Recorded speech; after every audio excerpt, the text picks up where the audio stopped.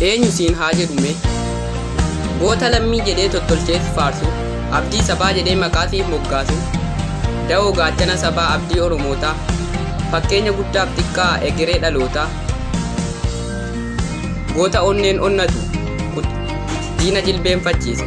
kutataa garaa dhiiraa gadhee abdii kutachiise isa biyyaaf isa yartuu fi gantuu jilbaan kottoonfachiise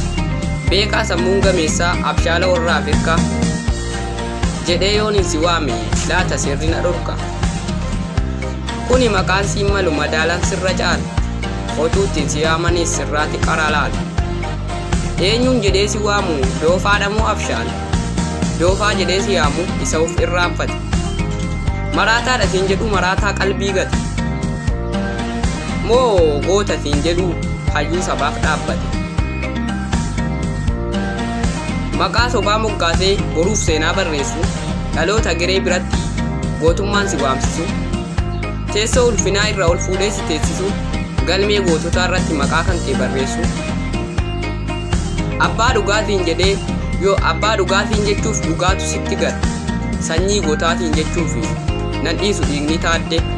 goota jedhee si yaamu sanyii agarii tulluu isa gadhee fi yartuu bakkatti godhe miilloo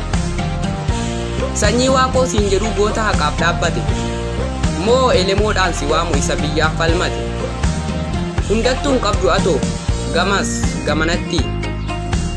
isa bahaa fi dhiyaa kaabaa fi kibbatti eenyuun siin jenname nuuf himi dhalootatti eenyuun siin hajennume nuuf himi dhalootatti